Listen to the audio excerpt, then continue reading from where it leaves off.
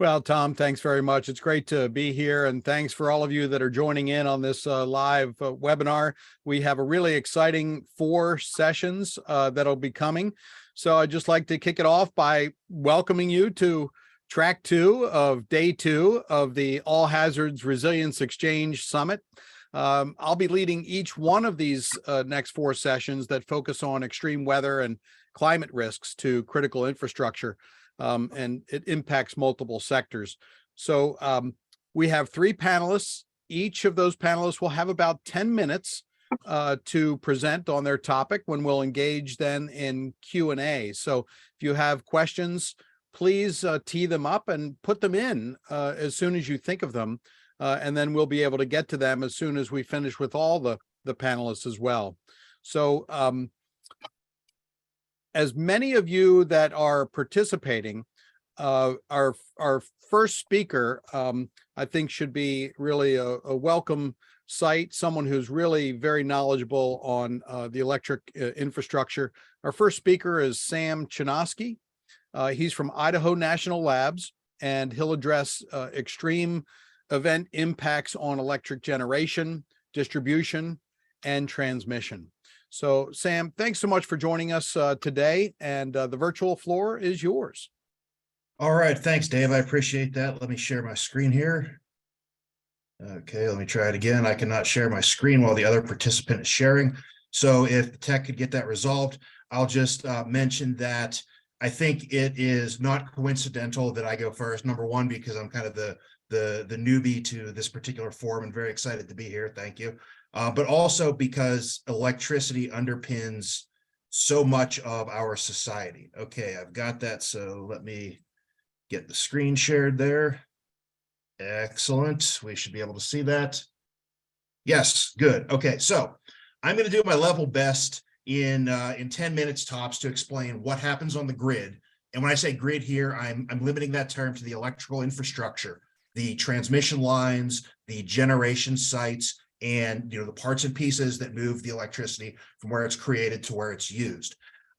It's what most folks traditionally think of when they hear the word grid. But do remember in the back of your mind that the people and the processes and the digital infrastructure are all vital under the hood of all this too. So let's start off with extreme hot weather, and because the time to prepare for extreme heat is when it's still cold. January right now, I was in Idaho, fall was 1 degree yesterday. So when temperatures are significantly hotter than normal, and this is a geographically reference term, right? So it's your deviation from normal that's probably a little more important than the absolute number in this case. When that happens, your cooling load, these are people and businesses using air conditioners, using chillers. This load is going to increase significantly across your residential, your commercial, your industrial applications, across the entire affected area wherever that hot temperature is happening. Now, if you've got high humidity and calm winds, these are both going to exacerbate that increase in load because these conditions reduce the efficiency of a lot of types of the cooling equipment. And at the same time, they make people feel like the temperature is hotter than it is. So that will make them crank up the air conditioning a little more. Now, when system load increases on the electric grid, this is going to increase the amount of electrical current that flows through the system. And with the laws of physics, when more current flows through the system, that increases the temperatures of all those current carrying conductors across the entire grid. It's called I²R losses for any engineers in the crowd. Now, this increased temperature basically represents increased thermal mechanical stress on the pieces of equipment that'll become apparent in different ways.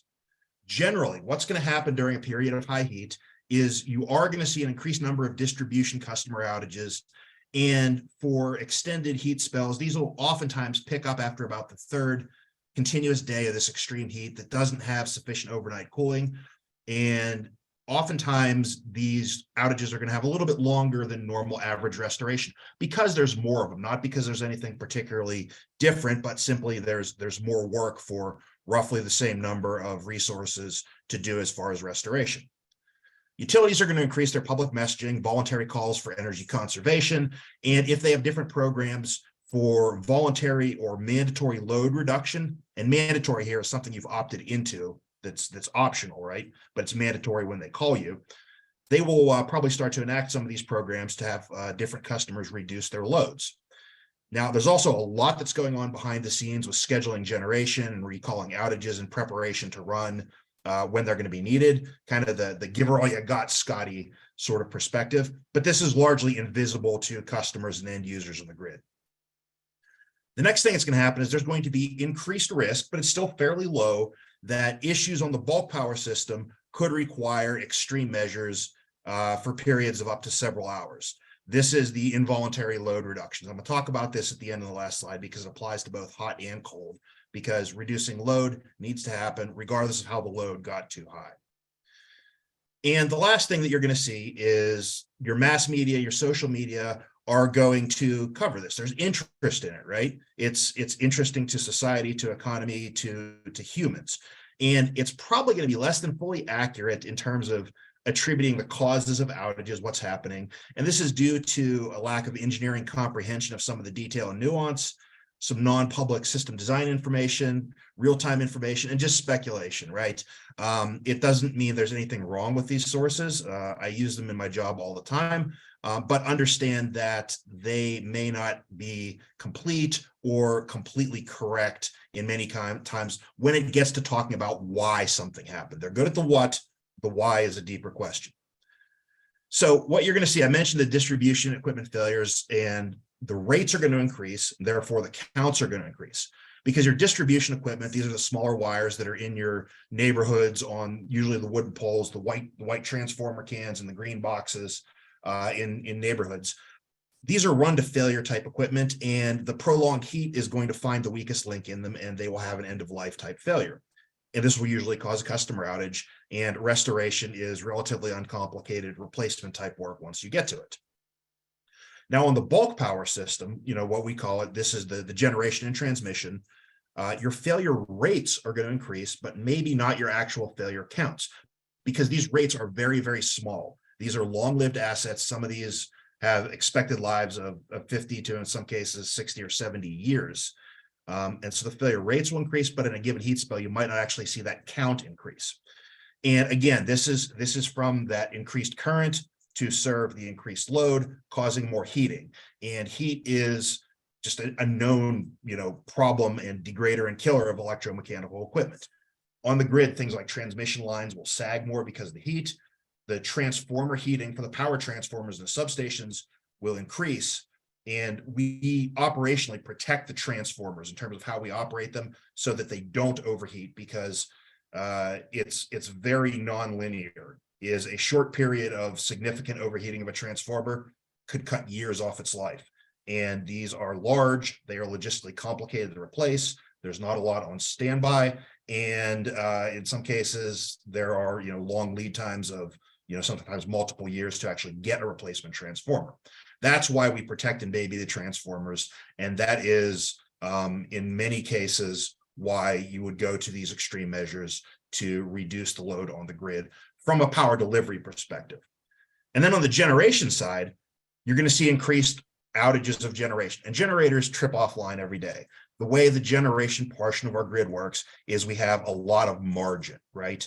So these units, more of them will go on outage, or they will have to reduce their output capacity, and that will reduce the amount of generation we have available to serve the load.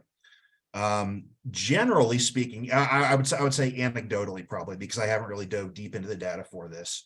While we do see the increased outages for generation in hot weather, we typically in the United States see less hot weather related generation problems than cold weather related generation problems, at least in the last 10 to 15 years. So the last thing for hot weather is summer storms. And a storm is a storm. The extreme temperature, in this case heat, is going to drive load, and we talked about that. The storm is your convective weather. You have lightning, you have high winds, and that could hit parts of the infrastructure itself and cause damage from things that we're all kind of inherently familiar with just from living in the world. Or it can damage other things, blow debris or trees or whatnot into pieces of electrical equipment, causing other problems and outages. The last part on this is that this is something that we all have a good idea of.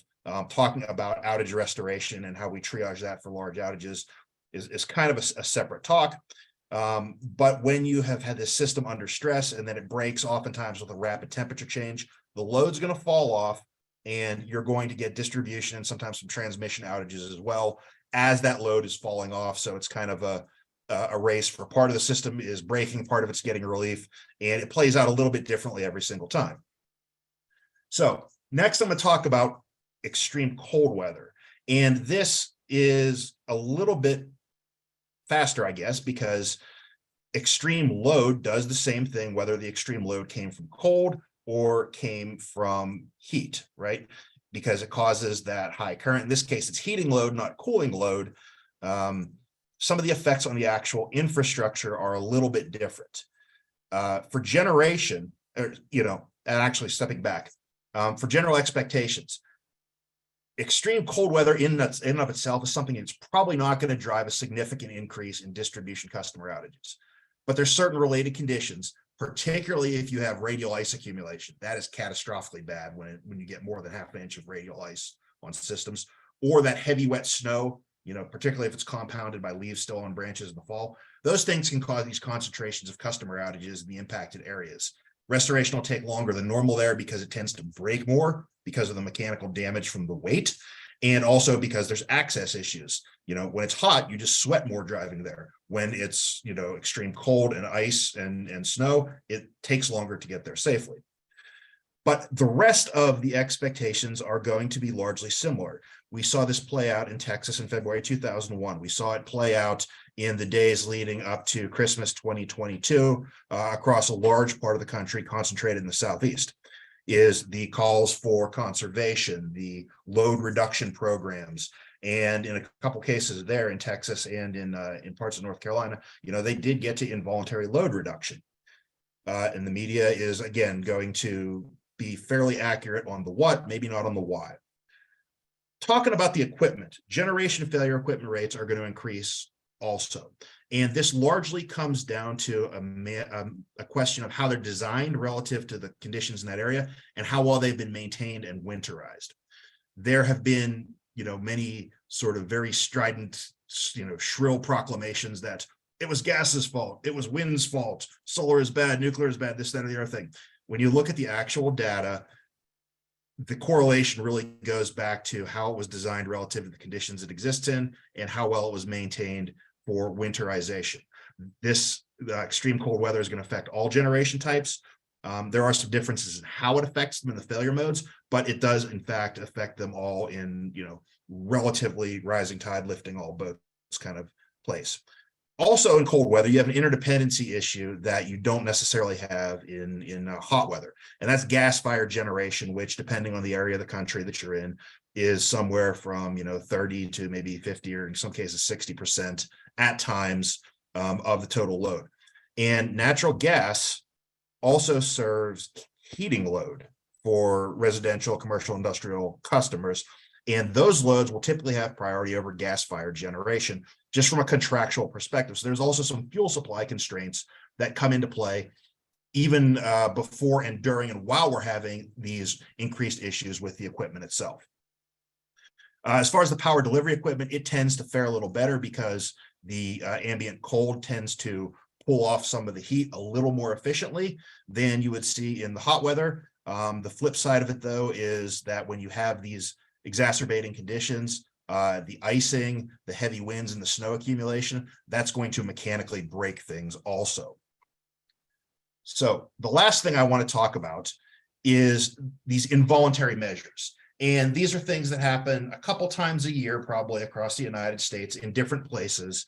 They have been happening a little more often in recent years for several reasons, one of which is the impacts of increased weather.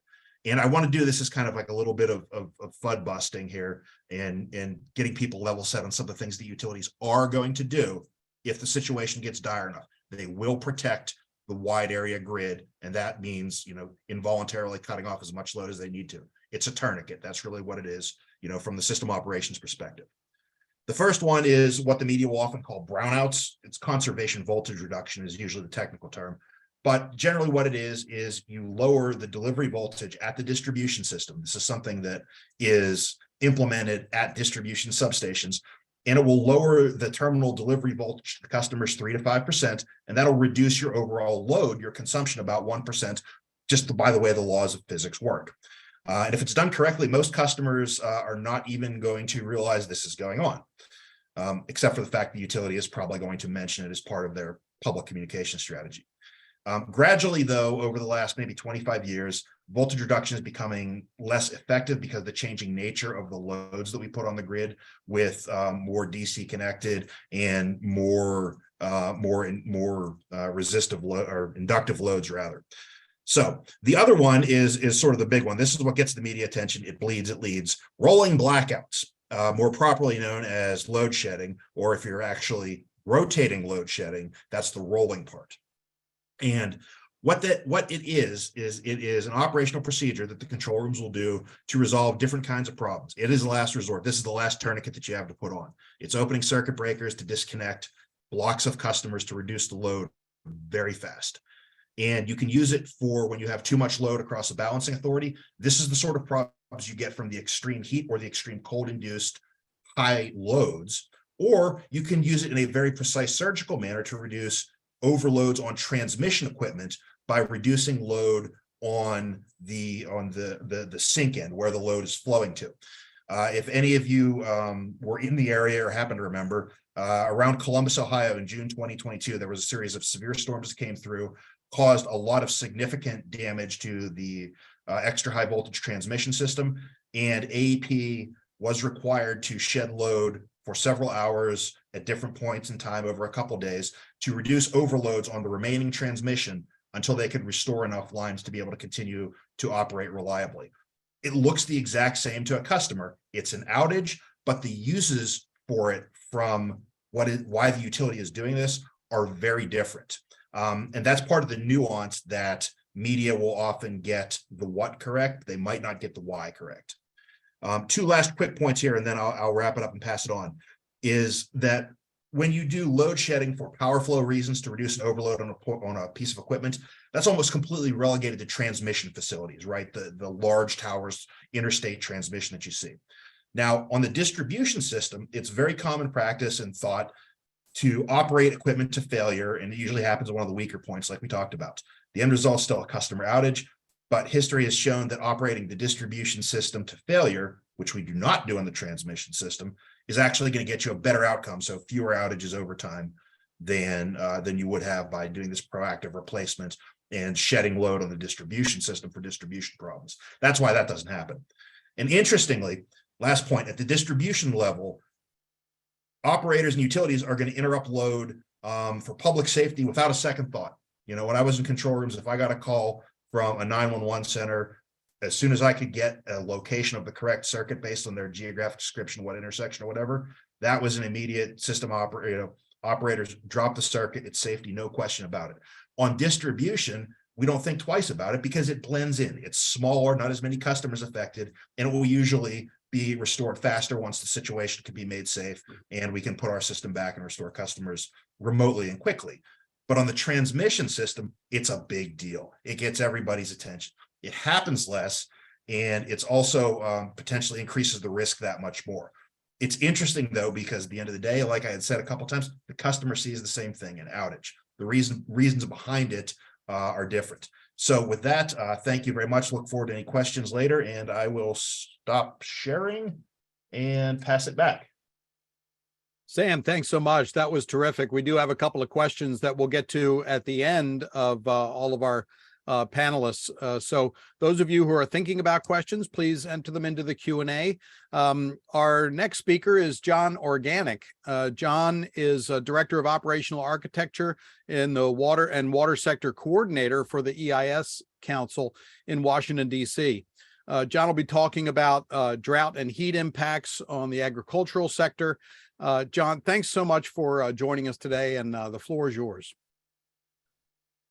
Thank you, David, and thank you for everybody's attendance today. My goal today is to really frame drought as an issue having a significant impact on water supply. And you say, well, gee whiz, that's what we were signed up for. And I'm going to take you a little bit away from electricity to water, electrons, to molecules, and maybe give you a longer, broader perspective in terms of time scale as we go through. So I just want to give you a better understanding of the complexity and the difficulty that is involved with formulating some kind of a plan of action with regard to drought. It's not intended to focus on technology or policy or funding or anything like that, but to kind of create an awareness of the issues that surround drought. And for many people, maybe attending, drought is not on the forefront of your mind at the time, but there are people that have had to contend with it and are still contending with it. So I'm going to discuss the findings and the recommendations that were made by the National Disaster Resilience Council and published in the American Infrastructure Guardian last fall. The NDRC is a cross-functional council that's part of the InfraGard National Members Alliance, and a number of us undertook a water security study to determine the extent of various water security threats and to identify policy changes that might be undertaken. And I just want to note that most of our work was conducted during a period of the West having drought and wildfires, et cetera. So that kind of weighed on our minds as we proceeded. And fortunately, maybe, some of that has been alleviated by the recent rainfalls that we've seen. Unfortunately, however, though, that rain has created, I think, what they call the feeling of relief. When you kind of forget about, once you get past it and you survive and everything is back to normal, you think everything is going to be good. Well, that's also a problem that we need to face when we're talking about drought.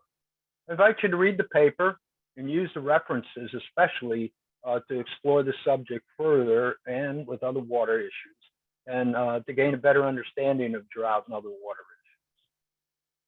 Okay, there are a couple of ways to characterize drought: conversationally, politically, and also scientifically.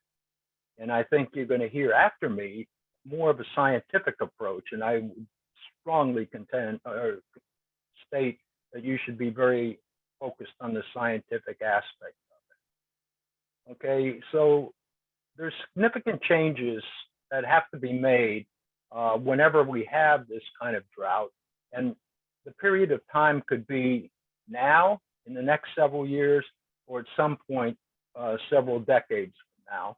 And the duration might be a short duration, a long duration, or a permanent duration as we go forward.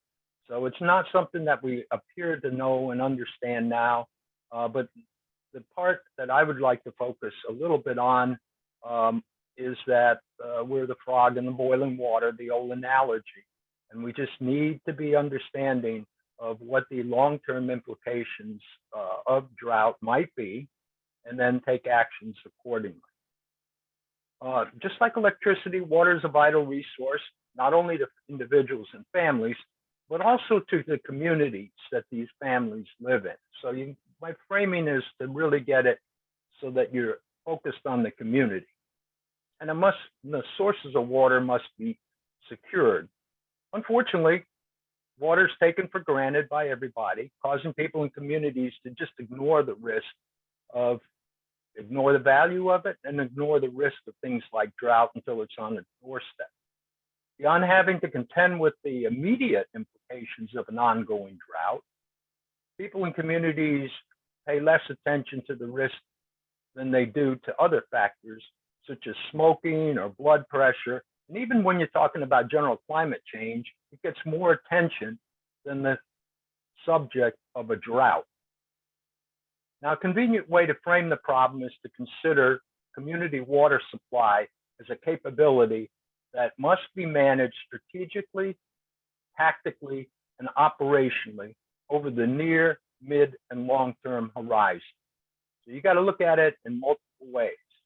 Drought is a hazard that affects and jeopardizes the supply, and depending on the fragility of the source, can result in some significant consequences. Hazard, fragility, and consequence are the key factors that comprise your customary risk assessment.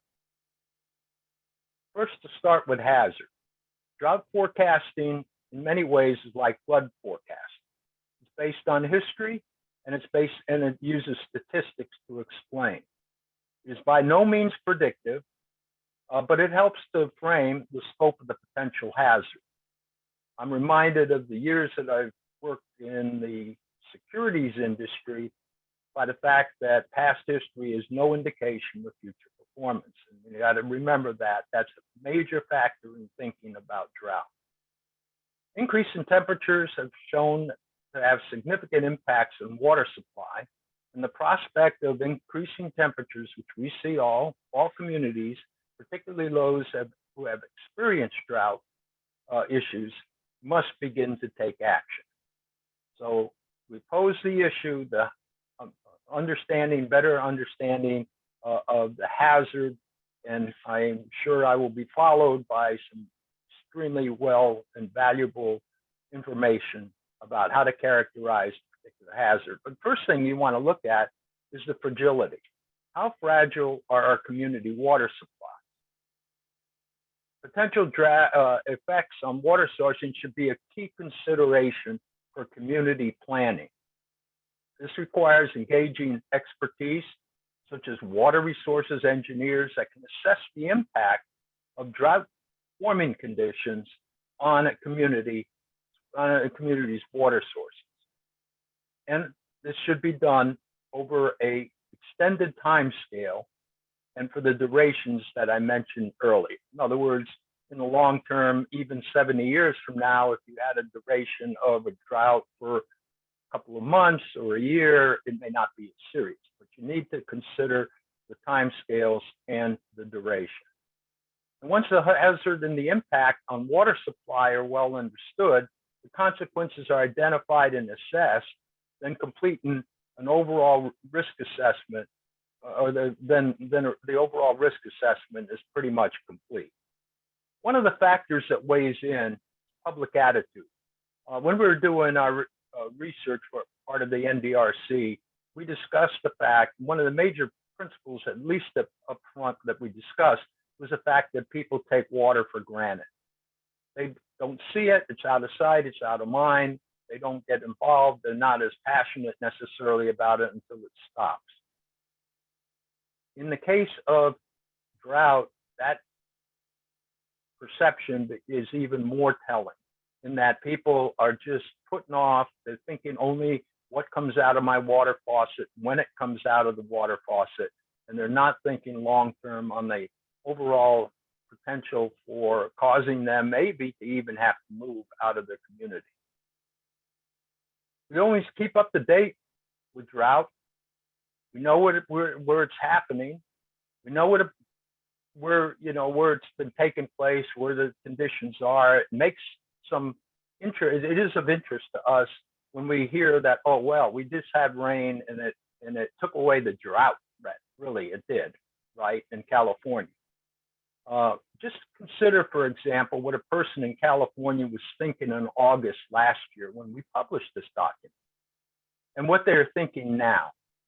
Again, are they relieved? Should they be thinking about drought or not? So the mind changes, and it plays important factors when you come to taking action. And consider many of them probably have solar panels to save electricity in the planet at the same time. But water, like I mentioned, is not like electricity. It's hard to generate, and if it's needed, it's hard to distribute long distances. The sun can simulate electrons, but water has to be drawn, extracted, and treated. It cannot be made by exciting electrons in a wire. The main responsibility for action necessarily falls on the individual, the community, the industry, agriculture, etc. So taking action. There are several considerations that need to come into play when taking action. One of it is whether the community has control, and the other one is who should take the lead. For the most part, communities have no control over the hazard. It comes, it happens, okay? But there are exceptions. For example, when the community water supply is affected by others, maybe. For example, when you have a single water supply, like situations that take place in the Colorado River, the Ogallala Aquifer, and as it takes place in the Rio Grande Basin and the San Luis Aquifer in Colorado. Actions of others affect the community water supply, and these need to be considered when taking action, that you don't have all the capabilities to take action yourself. Who? The second one is who. Water sector has the utility operators and the engineers who can help the community better understand susceptibility and fragility of the system. But it is the community that must take action. It would be convenient and customary to have the public works perspective on drought issues that affect the US and the world for that matter.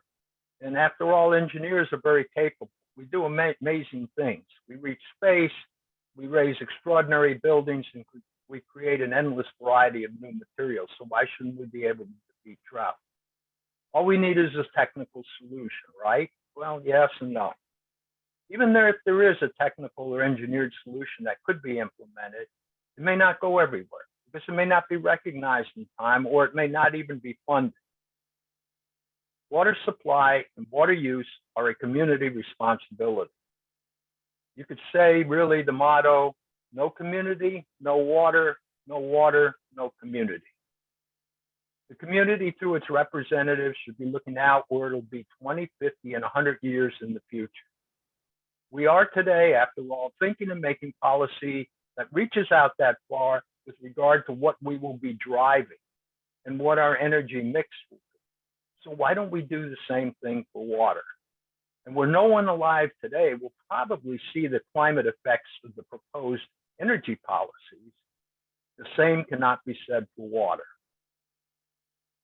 Another issue that we came upon or we discussed in the group, funding. And I just want to briefly mention funding, not going to go into any sources, et cetera, but when you look at the national level, we want to be able to kind of judge, put it side by side with what has taken place in other areas.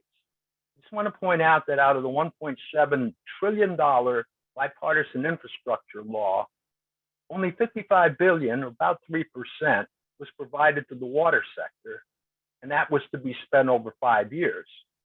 In fact, $25 billion, 45%, is designated to go to lead line replacement and PFAS contamination mitigation. And also, $55 billion is 1% of the $4.8 trillion that the American Society of Civil Engineers indicate is required for upgrading infrastructure, and not necessarily to fight drought. Now, many communities have a formal planning capability, and they use that capability to look out into the future to identify likely scenarios for their community. They project or forecast future growth, and many use land use policies to regulate that projected growth, or for certain communities, those that are dwindling in population, they're struggling with figuring out how to finance operations and infrastructure improvements that they can use to take them into the future. But very few of them have really made a very serious assessment of the long-term future of their community, including those that are facing short and long-term drought. Las Vegas is one exception. And though it was the site of springs for thousands of years, Las Vegas now draws the majority of its water from Lake Mead, which despite recent rains is backed up only 24% of its capacity. And despite the amazing efforts that the Las Vegas area undertakes to extend its water supply, a future without water is a potential scenario. Hey, John, just about a minute. Sure. We need to keep in mind that what we have is a complex, well-functioning water governance structure in Las Vegas. Israel is another example. As a nation, they took action and evolved the water system that is unquestionably one of the wonders of the world. Their amazing story, and I recommend it strongly, has been narrated in a very well-written book by Seth Siegel, Let There Be Water. It gives you a good perspective on how you can take an effective national. So facing an existential risk, I do want to talk a little bit about technology because we addressed it in the working group. And some of the technologies that are being touted, one of them is desalination. Well, desalination has got its downside. It produces a lot of salty and harmful byproducts. But one of the other technologies that we had spent a lot of time talking about and looking into were two technologies dealing with what we call atmospheric water generation, where you actually draw water from the air. And two of those technologies were Molecule and Genesis. And I want to really put a plug in for them because I think they do represent, at least in a similar way that a solar panel might, a means of really coping at a individual family or even a community level.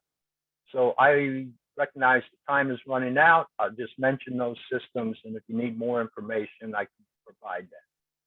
So our report has a call to action. I commend you to read it, and thank you very much for your attention.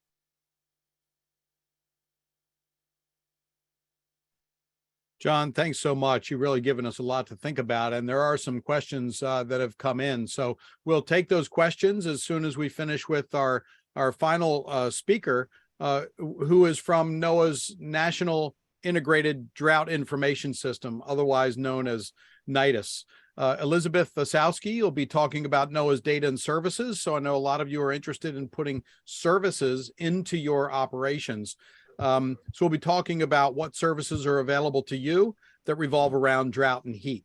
So NOAA has a lot of resources available, so please be as specific as you can if you have questions on trusted data sources that you might want to integrate into operations. So Elizabeth, thanks so much for joining, and floor is all yours. Thanks, Dave. And can you see my screen? Can see it just fine. Thank you. All right. Great. Well, thank you so much for the invitation to join you all today and share with you a little bit about NOAA's National Integrated Drought Information System, or NIDIS, and how it may help serve you in your various capacities in responding to drought. At many meetings that we hold around the country with stakeholders in various regions experiencing drought, I love to kind of begin with this slide because this is what we hear time and time again. These are common drought questions that we get from folks on the ground. Would you declare a FEMA drought emergency in my state? It's gotten very bad here. Is this drought like others that we've had in the past? What role did climate change play in this drought? How much water do we have left?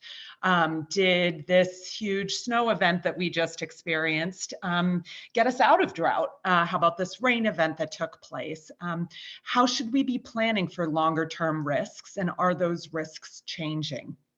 And these are some of the questions that that we get at NIDIS that I'm sure you all are familiar with and have heard, and that form the basis of NOAA's response to delivering capabilities to drought-impacted communities. This is just a really quick list of some key deliverables that that NOAA as an agency is delivering to drought-impacted communities. Everything from the U.S. Drought Monitor to the latest in drought research and science through NOAA's Drought Task Force, to drought information statements issued by the National Weather Service, and monthly and seasonal drought outlooks that project drought into the future. I am joining you on behalf of NOAA's National Integrated Drought Information System. We are a program that is very much interagency in nature, but is housed within NOAA. We've been in existence since 2006. You'll see on the left-hand side of my screen a map that shows where we have kind of boots on the ground of folks who are supporting various regions in coping with drought. I want to encourage all of you, if you have not already, to visit drought.gov. That is the website that NOAA, that the federal agencies, that everyone who participates in this partnership called NIDIS contributes to in building out this one-stop shop for drought information around the country. And I certainly know many of us have heard websites called the one-stop shop, but really drought.gov does a pretty fabulous job of doing that for drought information at the federal, state, and local level. And I'll go more into that in just a moment. But please sign up for our newsletters. Please follow us, particularly on Twitter, where we are pretty prolific on a daily basis, illuminating drought-related information and stories taking place around the country. We are a $13.5 million program, and we invest in these critical areas of drought, in supporting drought decision making, in producing drought capturing drought observations, and supporting drought prediction capabilities. About half of our $13.5 million appropriation every year goes to drought research. We support the co-development of drought tools. We have a fairly robust drought planning and response resource center kind of on drought.gov, which I'll go into in a moment. And we support drought communications and partnerships. And below you will see the suite of federal agencies in particular that are all part of this NIDIS partnership and help us do this work every day. So I want to kind of dive into drought.gov and make sure that in the time that we have left, that you are left with a sense of the prowess of this as a resource.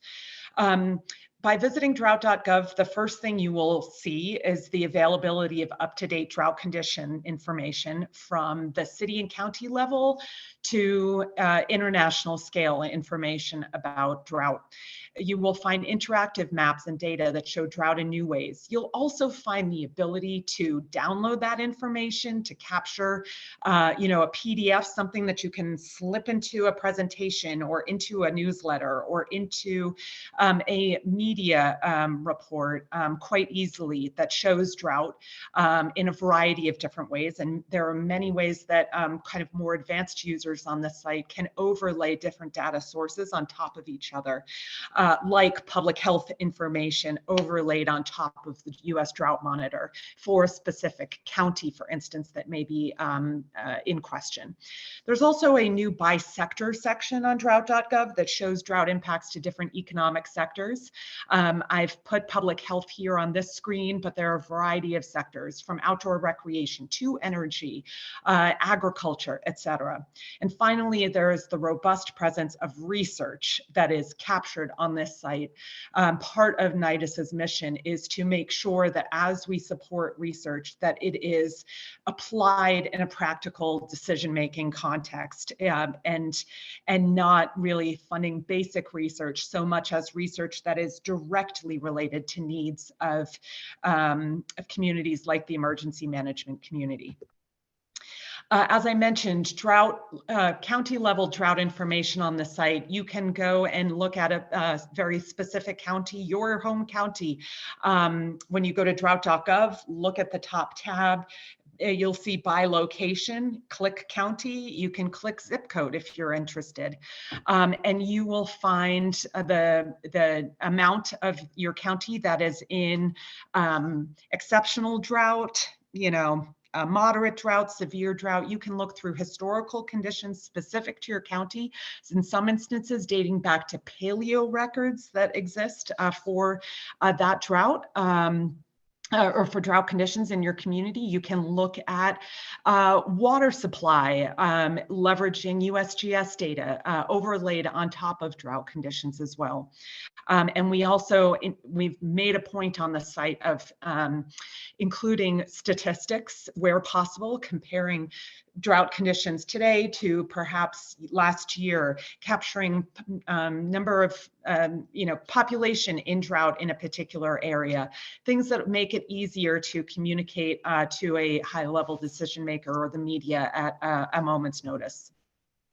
I also wanted to flag, as I mentioned, the extensive tools that are available on drought.gov to research drought and its impacts on a variety of different sectors, and did a kind of a screenshot of where that exists on drought.gov right now, as well as those historical conditions where you can kind of toggle back by week since the U.S. Drought Monitor was produced in the year 2000, 1895 in some instances to present, and paleo records where available.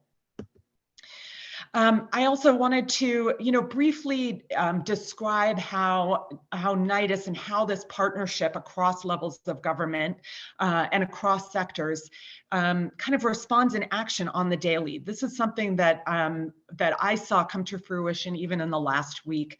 I'm sure for all of you who have been following the news, any of you who actually live out west in California, I'm sure might have seen that starting in late December, there were a series of 9 atmospheric rivers that brought a significant amount of precipitation to California, Nevada, and other parts of the West. And there was quite a bit of interest from stakeholders across the state and across the West in what does this mean for this ongoing drought that we've been facing in California.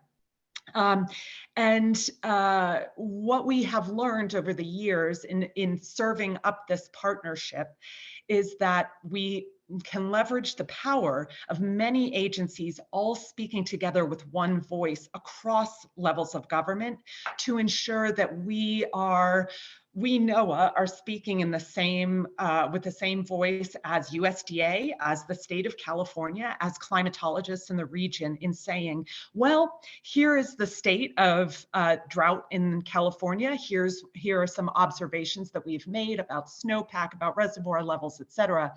And here's why perhaps short-term drought has been alleviated, but don't go popping the champagne. There are some long-term drought-related challenges that the state and that the region is facing. And here kind of are the deep dive facts and monitoring and information products that we're looking at in the information that we're sharing. And we sent this out yesterday to, tens of thousands of folks who received this information, captured across major level media outlets. And what this does is make sure that we eliminate, to the extent possible, confusion around the communication of drought. And I know that that may be of interest to many of you, is how we can communicate better around this very complex extreme weather event. I wanted to briefly flag the Drought Infrastructure Planning Guide put out by CISA that NIDIS and many other federal agency partners helped to produce. It's a rich resource that I'm sure many of you may be familiar with, but if not, I wanted to put in a plug. And also a flag that on drought.gov, this and many other resources are captured online. One of the main things that we look at when we talk about drought planning and impacts to critical infrastructure are these cascading hazards. We've done quite a bit of research on cascading hazards and improved planning around that can be found on that website, and an integration of planning in a multi-hazard context. That are really the themes in which we are making investments in additional resources that can be available, including a drought planning platform that we hope to build with FEMA, the Bureau of Reclamation, and others that could be available out on drought.gov and help support drought and critical infrastructure decision-making moving forward. I finally wanted to put in a plug about drought impact reporting resources. It is critical to know what is happening on the ground for drought monitoring, response, and planning. And I wanted to put in a plug in the lower right-hand portion of my screen, the resource that is available at the National Drought Mitigation Center. This is a condition monitoring observer report and is a wealth of information in capturing locally observed drought impacts, which is then very much tied to the production of weekly drought monitoring products like the U.S. Drought Monitor, which triggers, billions of dollars of assistance at USDA, everything from USDA to SBA to the IRS utilizes that tool. And so it is vitally important that those impacts are captured. And finally, for those interested in drought and the wildland fire nexus, NIDIS and partners are heavily invested in not only communicating the best drought information available to wildland fire practitioners in a decision-making context, but also identifying needs around the availability of that information, what information is missing that is needed, and making investments in tool development, communication vehicles, as well as research advancements that can be applied in a wildland fire management context. So with that, thank you so much. We covered a lot, and happy to take any questions. Wow, that's great, Elizabeth. Thanks so much. I really, we have a couple of minutes. It's now 23 minutes after the hour, and we'll be starting the next session around 1:30-ish. But I'd like to ask a couple of questions, and I ask for our panelists to go ahead and turn your cameras on. And I'm just going to go through some of these questions here. The first one, I guess, for the first, yeah, here it is. I had to scroll up a little bit to Sam. Can you explain the run to failure you referenced? What does that mean? Do these pop-up solar farms really make a difference to the national electric grid as a whole? Sure. So real quickly, understand that's two separate questions. I'll do both. Sorry. So that's fine. That's good, right? Because this is how people think about it. Run to failure just means I'm not going to invest a lot of time and resources into diagnostics and maintenance throughout its life cycle. When that distribution transformer dies, because there's hundreds of thousands of them all over the place, I'm just going to replace it, right? As opposed to things that there are fewer of that are much more expensive, right? And it gets to the density and the expense of things. And that has different outcomes. And the difference is really between distribution, which is oftentimes run to fail, and then transmission and generation, where there are fewer and more expensive, and they absolutely are maintained, and you try to prevent failures and replace it just before it does. Second question, solar farms, and I'll extend that to any sort of distributed energy resources. Solar is probably the most familiar to most people. I've got panels in my house. Yes, it does help. It is not a complete solution because there's some things that solar does not have that other types of generation do. There are no single silver bullets when it comes to energy resources. The solution really is going back to, I forget what administration said it years ago, but it is a portfolio of all. We need all the solutions in some mix to get to where we need to for a more sustainable energy mix, lower carbon. That sounds great, Sam. Thanks so much. I'm going to jump right into the next question here. And I think, John, this one might be for you, and might also have some ideas from Elizabeth as well. But this question says, can you share some great ways to conserve and store potable water? What can communities do together in partnerships? Yeah, a couple of things. I mentioned that book about Israel, Let There Be Water. That gives you at a national scale, over a long time scale, how they really went in and looked at it. The other community, without going into all detail, but the other community, of course, is Las Vegas. Las Vegas has had a compact for, I think it's almost 100 years, where they could only draw so much water out of that within that compact, and they've been managing to observe it, comply with that compact. So part of the thing is to stop leaks, of course. It may be short-term palliative things like stop lawn watering. That's why I said it's very important to look at the time scale and to also look at the duration that you're dealing with. But then again, over a long-term period, it may be that you just limit growth of the community. In the impacts on the water supply. I mean, this has happened in Utah, for example, where towns are just not allowed to grow. I believe the same thing is the case for Sonoma in California. There's just so many people that they allow. You have to wait till somebody dies and moves away before you move in. So these are some of the ways. So there's different mechanisms that you can use. The most obvious one is just being able to monitor for water leaks. That's probably the biggest, or just have a water conservation program. Well, thank you, John. I wanted to get to this question as well, because I think it's really sort of at the essence of what the All Hazards Consortium is about, and this Resilience Exchange Summit is about.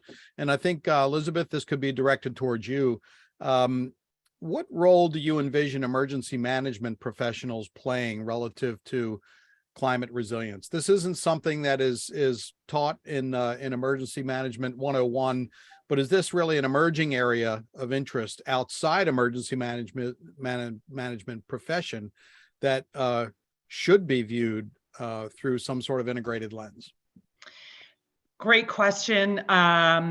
And definitely don't have all of the answers here, but I do agree that it is certainly emerging. We are hearing a growing chorus of folks who are recognizing that when, for instance, well over half of the country is in drought in 2022, that simply saying, okay, we're going to go ahead and declare a drought disaster, USDA will come and provide assistance in many instances, that is insufficient to the complex nature of drought and its impacts to the energy sector, to mental health, public health, small businesses across the West that rely on tourism. And I do think there's a growing chorus of folks who are asking, what role can emergency management play in addressing these drought events?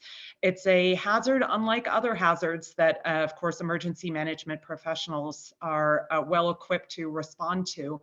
And I think one key role that we think about, at least at the NIDIS program, is around improved drought planning and making sure that there is appropriate drought information being incorporated into planning, climate resilience planning, that not only accounts for drought as a hazard, but also accounts for drought in a non-stationary climate context as well, and making sure that we are capturing the appropriate observations and assessing them appropriately in a climate change context as well. And so, we see ourselves as a program in service to emergency managers more than anything else, and making sure that the data and information that underpins decision making is available, accessible, and appropriate for the planning that's going to need to take place in the future to build more resilient infrastructure and more resilient communities, and particularly as it relates to a changing non-stationary climate. That information we need to do better at, and I know NIDIS and other partners across NOAA and the federal agencies are looking at that. Yeah, that sounds great. Thanks, Elizabeth. And I know that drought and wildfire are so pinned together, and I just can't help but think of the chief of the U.S. Forest Service's report that came out after the Hermit's Peak fire, that climate change is changing the way that fire behaves, and drought is accentuating that. So they're inexplicably linked. And so what I'd like to do is I'd like to invite the panelists that were on for this first session to take a look at the Q&A.